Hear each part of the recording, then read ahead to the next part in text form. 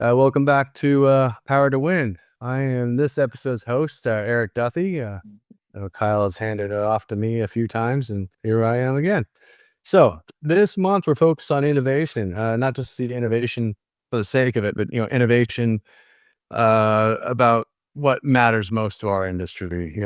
For hospitals, data centers, buildings, what have you, whatever we need to keep the power up. So today we have Steve Connor. He's with Basler Electric. He's also a U.S. Army veteran. Thank you for your service, Steve. Although you couldn't be a tanker, that's okay. We still love you. He's done over 20 years in the industry, and he's been watching the whole thing evolve. So tell us a little bit about Basler Electric, Steve.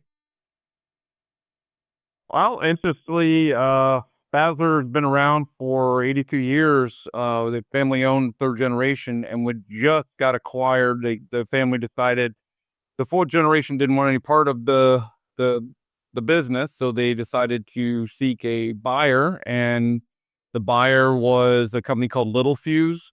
So that acquisition was finalized in December of last year. So we're kind of going through integration together, growing because they didn't have, well, the kind of the area that we play in, they didn't have that in their portfolio. So here we are. All right. Now, specifically, we're more familiar with the Basler controller because it's open source versus some of the proprietary panels, and it's one of our preferred panels.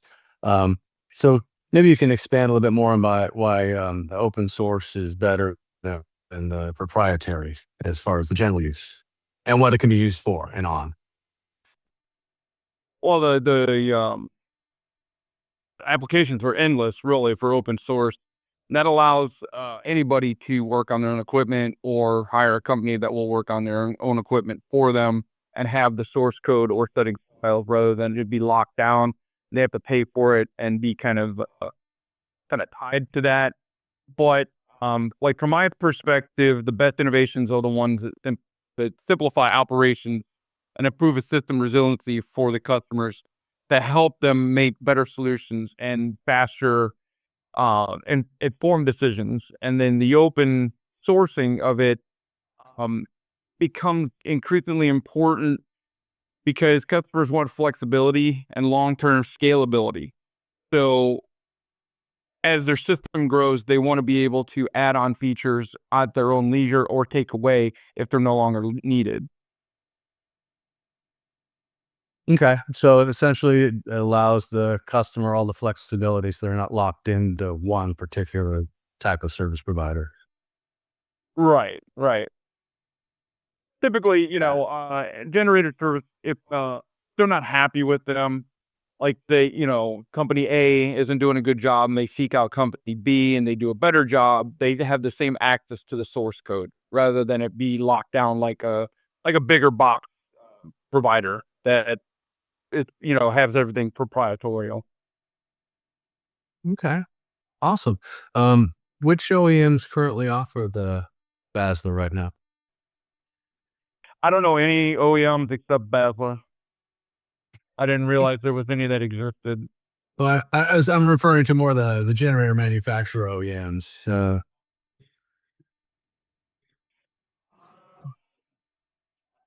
think Woodward was from experience. Mm. I'm not too familiar with Deep Sea. They were kind of, you know, on the outskirts when I was turning wrenches. So I mainly dealt Was with Basler. purchased by a large box OEM generator manufacturer already. So you guys are still independent of Right. that. Okay, yeah, that was the fear I think about 3 years ago when they were acquired was that they're going to lock down the code. I don't know if they did or not. I don't think so. I didn't hear any rumbling from it. Okay. Now I'd heard that the the Basler control panels are options when you're ordering generators. Do you know which manufacturers those the Basler control panel as an option on, where you just pick it and choose it, and that's the one you want to go with? I don't know if I can release that, honestly. Um, that I would have to check on and get back with you as far as who I can say, Tabby. Okay, just curious. 'Cause I know of one in particular that we enjoyed using, but I think he was a guest on one of our previous podcasts. Uh, Think I know what you're talking about. oh, I think we all know him.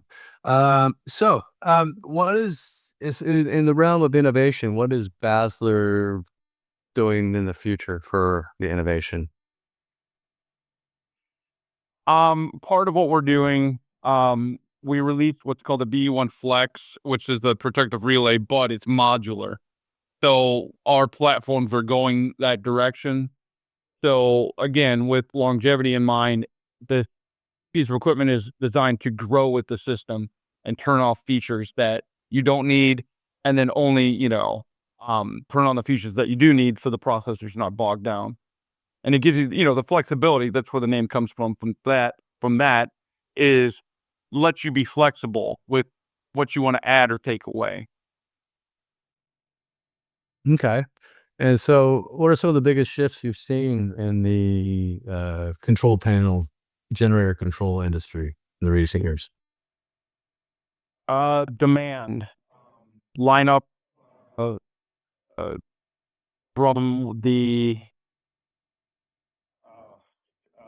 power systems as a whole, as far as the number of units, and um, from mostly the data centers driving that, which you'd have over 30 generators on site, which they could keep going up on the 60, 90. But the demand for more units. Okay. So, okay. And with these Basler units and um, with the data centers, I'm assuming a lot of them are going to be paralleled or some other way hooked into a larger control system somewhere. Right, they'll all go through the central bus, which they'll all join on or step off, depending on load demand, start stop kind of thing. Which mostly these data centers are huge, so they require so much power. So if they ever do go and rely on their power generation, it'll all be parallel to their central grid. All right. That's good to know. So when you look ahead, say 5, 10 years, what excites you most about this industry, or what the future of the backup power and the controls are going to go with it? Well, everything seems to be getting more and more autonomous.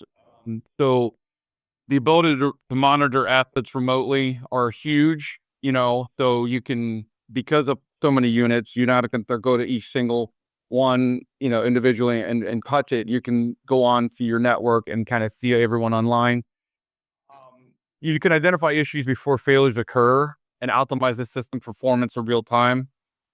Um, that is vital for everything. If we can be preemptive as far as diagnosing, hey, we see the scenario and get it offline before there's component damage. There's that, which will save downtime, which will save money, which will save um, it. Keep referring back to data centers. Is every minute down, they're spending hundreds of thousands, if not millions, every minute if they're down. So that reliability, which Basler prides itself on, is ingenuity, is driving the force for, and also dependability. Okay. Which this kind of brings up another question that just pops into my head because I've got so many. But this one wins. Um, with these controllers, do you need to have a remote monitoring device placed on the unit, or can it do it itself? We don't have the capability yet, and we've been talking and asking for it for years, and it just depends on our engineering resources as far as what cost and all that. So right now we don't, but they can talk to anybody. So most people talk over Modbus, so that that option is there, and we also have Ethernet or copper. Depends on fiber. There's many different communications protocols that we have. currently. Okay. So, for instance, if we were to install um, a remote device on a generator that the control panel won't accept it, we can put in one of your control panels and should be able to program it without any problems.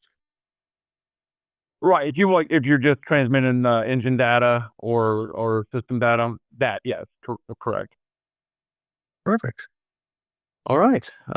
Anything you could think of you'd want to add to our listeners out there? Or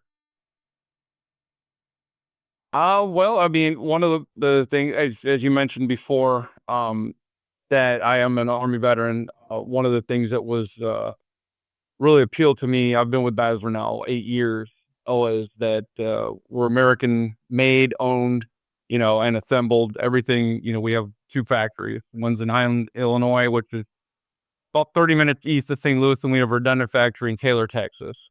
So everything's made in the United States, which was a big factor for me joining the team. awesome. Well, Steve, thanks for coming on. I really appreciate it. And I guess I'll be seeing you later this week. That's right. All right. Look forward to it. Thanks for having me on. All right, buddy. Thank you. All right. Thank you.